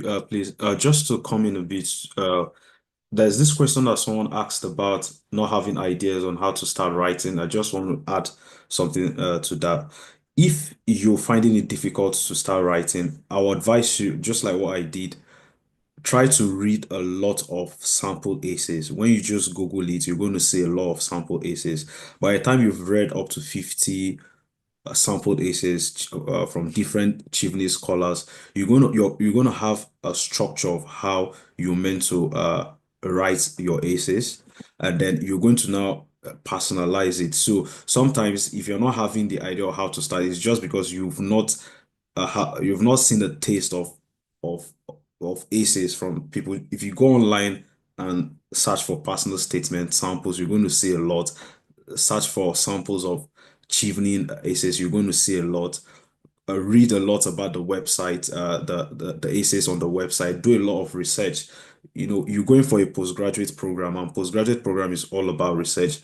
With all this research, that will really improve your knowledge bank, and then that will really help you to start penning down something. So that's my little advice for you. And also for the person that is introverted, Chevening is not a scholarship, or most of these scholarships are not designed for extroverted individuals. They are for Chevening, they are looking at leadership. Some people achieve a lot, some people lead from the back, some people have a lot of results. So try to just bring out what you've done. So it's not a game of being loud or a game of being extroverted. Support people in their volunteering work, do one or two things, and just write it down what that actually means to you and what you actually want to do in future. So I'm encouraging, whether you're introverted, whatever temperament it is, you have the leadership skill there. Just bring it out and pen it down. Perfect. Thank you very much. I'm going to bring up this question, so please feel free to help us address it. It's about reference. So the person said, Gloria said, I tried applying for a few scholarships because I am in my final year in uni. But whenever I get to the point of applying, I don't know people I could use as a reference. Sometimes they ask for 2 people. How can I go about this?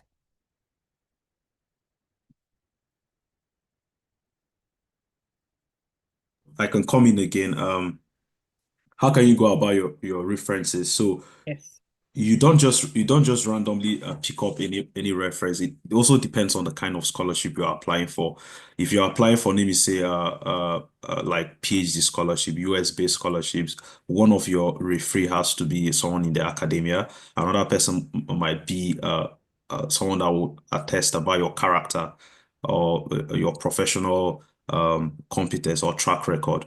So generally, it's a kind of a mix of it. So if it's Chevening, Chevening is more interested in you getting people that will talk about your leadership strengths. So it's not really something about your if your lecturer can talk about how you've led in the class, how you've done one or two things, how you were the class rep, how you caused some kind of change and what have you. So references are very, very important.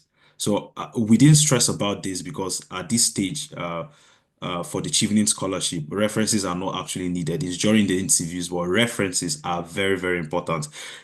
Sometimes people like going for the big names. It's a trade-off. It's not about the big names. You can go for the big names, and the big name will write something generic about you. I know this guy, he's a nice guy, he's a nice boy. Please give him this scholarship. That does not sell at all. It's better you go for a small name that will write a lot about you, write about you in details. than you go for a big name that might not even respond to you or might just write something that is very, very generic. They want someone that will write something that he or she have done something with you, like show that you are reliable, you are a reliable individual. And for Chevening scholarship, there are certain things that they expect your referee to actually write. So when you're looking for references, please copy those things. Whatever scholarship it is, you have to educate the person that is writing about it. Don't think that the person does not have time for that. So some of them will tell you to write a draft and send, but look at what they expect from your referee and copy that and give it to the person referencing you so that they will not write amiss, they will write properly based on the uh, indicators that are needed to grade you. Yeah. Perfect. Thank you very much. Next question is, what if I didn't have a 2-1 or 2-2? Am I still eligible for a scholarship if I have close to 4 years experience and professional certification and internship and volunteered?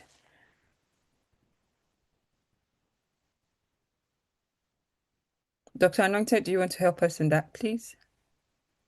Sorry, what's the question again? If you had a 2-1 or What if I didn't have a 2-1 or a 2-2? Am I still eligible for a scholarship if I have close to 4 years experience and professional certification and internship and have volunteered? thank you for that question. So just like we reiterated before, the focus of Chevening Scholarship is not on academic excellence. That is not to say you don't need to have a good result.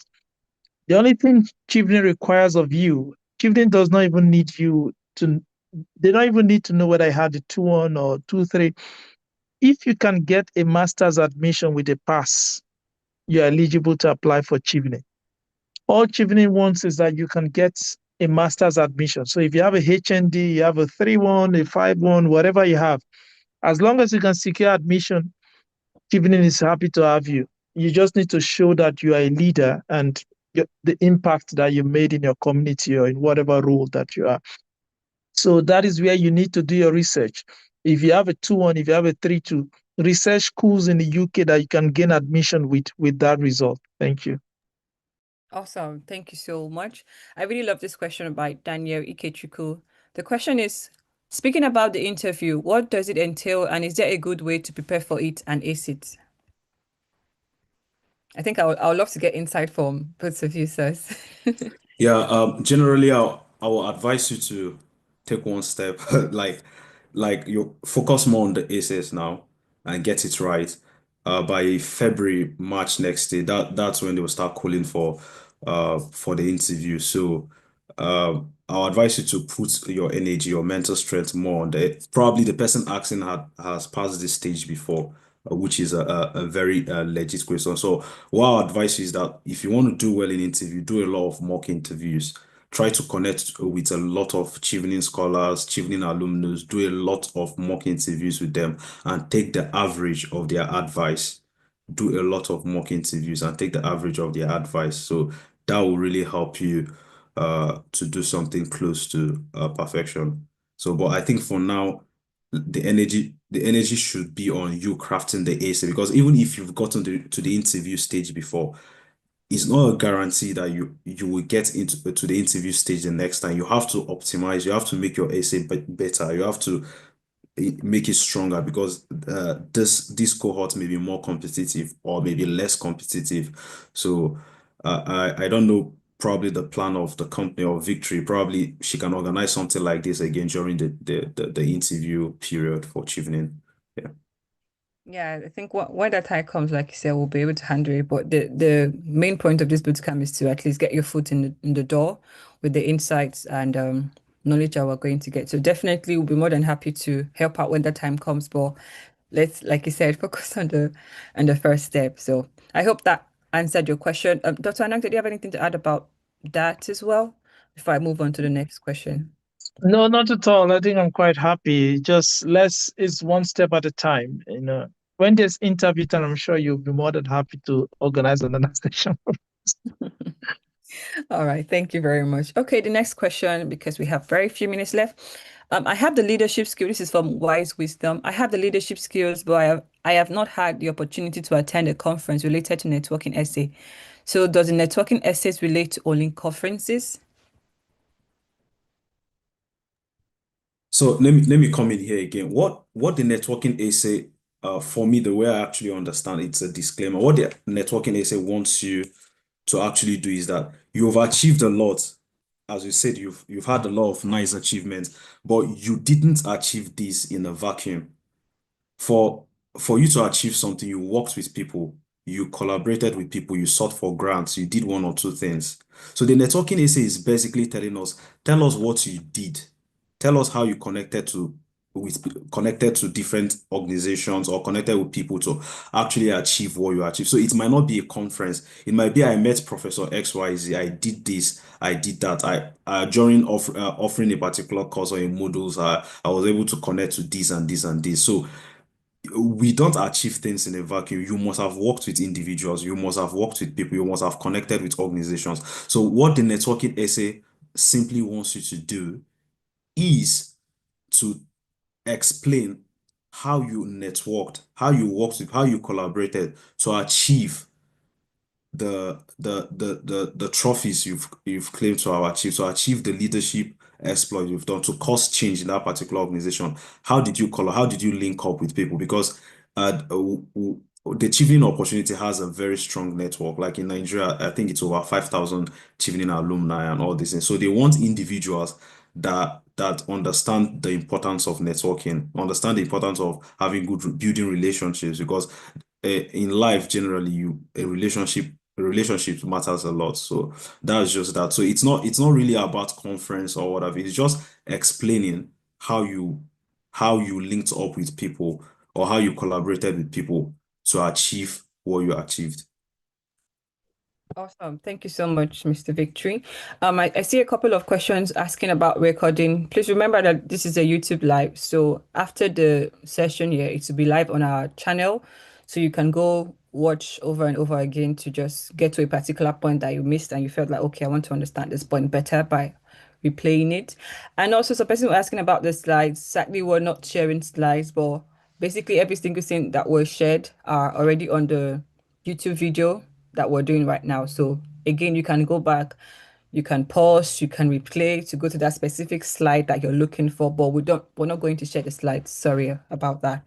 Okay, so next question is, does Chevening scholarship demand age brackets? Something like must not be above a certain age. Thank you very much. Fortunately, that's one thing Chevening Scholarship does not do as well. No age bracket, no discrimination of age. Even if you're 101, you can apply.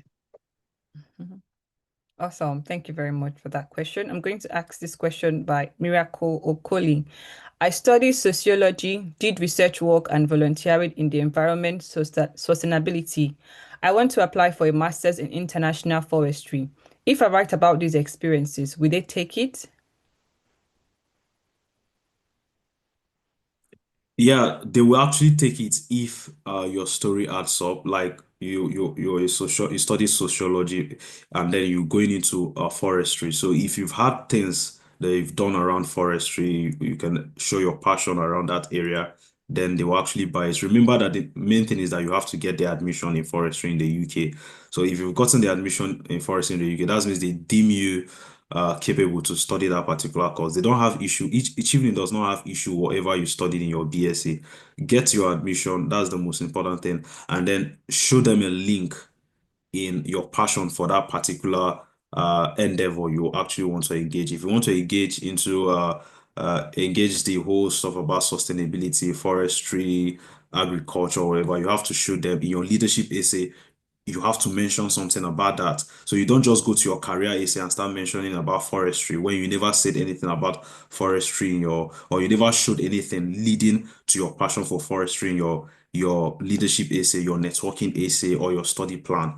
So if it's just a one-off event in your career plan or in your study plan, then it looks somehow, it shows that probably this person is not interested in this. So whatever you want to do, whether you study mathematics and you want to go into business, talk a lot about your business passion in your leadership, business examples in your leadership essay, your networking essay, in your study plan and your career plan, and then nobody will care about what you did in your BSc. Awesome. Thank you very much. Next question is, I think the interview questions have been asked, so I think I just have to take it up. So this is for Jabi Babangida. Is it what are the possible questions that they asked during the Chevening scholarship interview? So yes.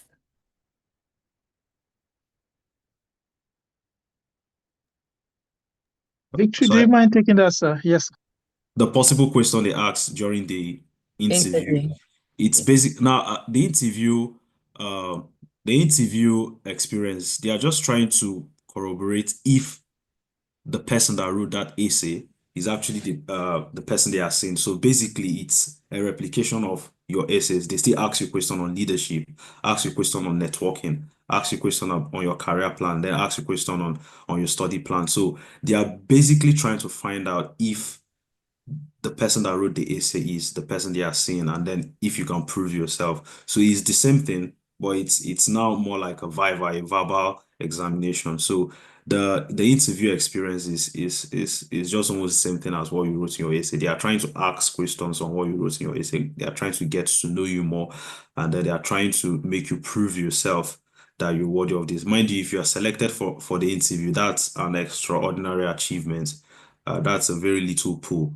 So it's just for you to tell them that I am the one that wrote this essay and I'm capable of achieving this. So it's the same thing as the interview is built around the four pillars of achieving an essay: leadership, networking, study plan, and then your career plan. Awesome. Thank you very much. I think we'll have just two more questions and then we'll round up. The next question is it true? This is from Godwin Corey. Is it true that we would have to return to our home country after the study? What happens if you don't return to your home country? Yeah, Anyone? yeah, it's there. It's in fact in your essay, you have to mention that upon return. Chevening likes hearing that upon return. So this is also a cheat code in your interview upon return to the country. If you're not mentioning that, then it actually looks somehow. So based on the requirements for Chevening, you are meant to return to your country and stay for at least 2 years. And then after that, you can engage in other endeavors, probably in the United Kingdom. So, returning to your country is one of the contracts of the scholarship. So, what will happen if you don't? I don't actually know, but you're expected to return to your country. Yeah. All right, thank you very much. I will just quickly answer this question from Belinda. Belinda asks, please, is the scholarship for those doing masters only? What about those who want to do first degree? So Belinda, this Chevening scholarship is strictly for masters. Yeah, so I hope that answered your question. Next question is from Paulinus. In uni, have led my department football team to win trophies. I have organized tutorials for fellow students, and I've also led youths programs and groups in church to community outreach. Can this networking go? Yeah. Dr. Anointed, do you want to help us, please? So it's led, yeah, you can. I mean, if you can explain it in such a way that you've used, because actually Victory will know this. So I talked about how we played football in Manchester and won Commonwealth Scholars. Well, one of the, in fact, our coach is actually a lady. So we had a female coach, and she actually did sports science, if I can remember. Victory can correct me. And as a matter of fact, currently she's part of the Olympic committee or so for women or stuff like that. But I think in her essay, she was able to show how sports, how football as this thing has helped her and how she can contribute to the development or impact positively on our community with football. So yes, if as long as you can explain how you're using football, you're using sports, you're using whatever to impact your community and how you can help that to scale up, evening will help you to scale up and all that. That's all you need. And I know we talked about not using AI, but I think there are ways you can use AI without using AI.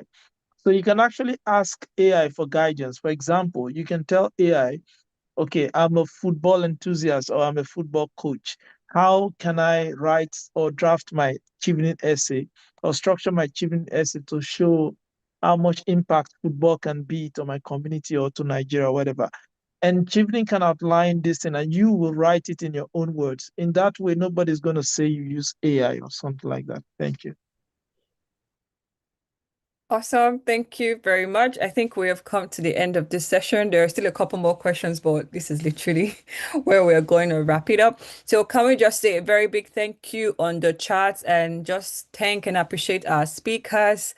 Drop your favorite emojis, drop your comment, just to appreciate them for the time they've taken to speak to us today. So yeah, thank you so much, Dr. Anointed, Mr. Nemeka, for today's session. It has been really eye-opening and it has been extremely valuable. I'm sure a lot of aspiring scholars have gotten a lot of insights from getting to hear you speak, share your story, share your strategies, and I'm very certain a lot of us are going to implement this. And like you said, if there is Chevening interviews, we're more than excited to have a session when that time comes. So let's let's really just appreciate our speakers. Yes, there's a lot of thank yous going on the chat, a lot of emojis on the YouTube.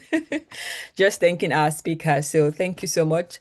I'll be giving a quick overview of the next webinar that I'll be having for this bootcamp. Remember, these webinars are happening bi-weekly. And the next webinar we'll be having for the Scholarship Bootcamp is happening on the 5th of October from 8 p.m. West African time to 9:30 p.m. West African time. The topic is Roadmap to Winning the Commonwealth Masters and PhD Scholarship. And we have 2 Commonwealth scholars, just the way we had 2 Chevening scholars today, coming to teach us, coming to speak to us directly, and just share their insight and strategies for winning so we can win as well. So please get ready. In the meantime, we're also going to be having our groups open. Remember, the goal of this bootcamp is to meet you at your particular level. We have the intermediate, we have the beginner group. You are curious and you are new to scholarship. We have the intermediate group. You are aware of scholarship, your document already, but you just need a certain nudge to just start applying.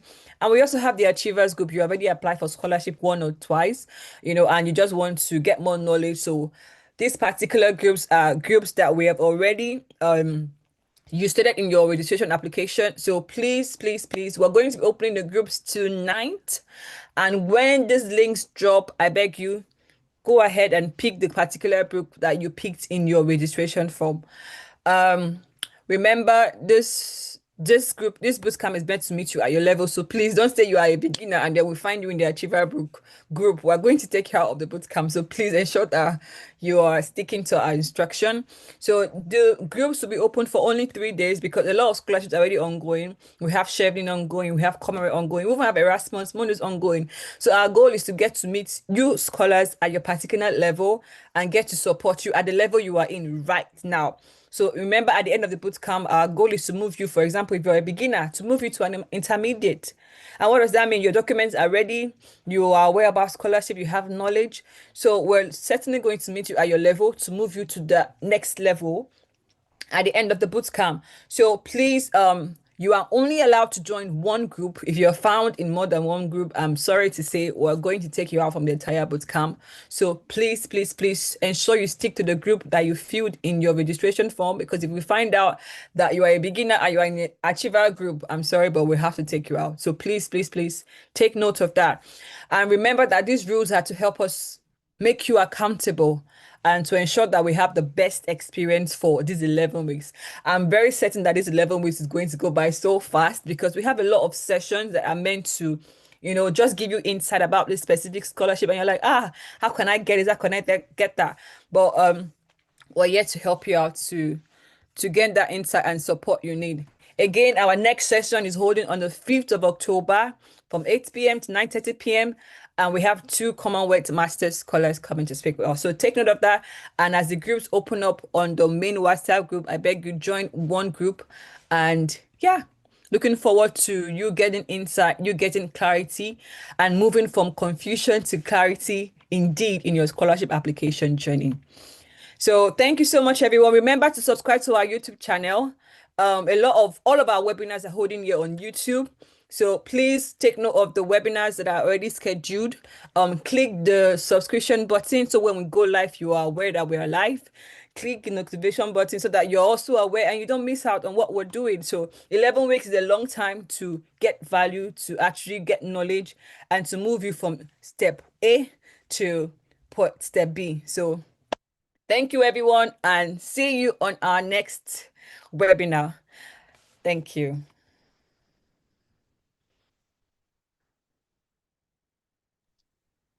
Thank you so much, Victory.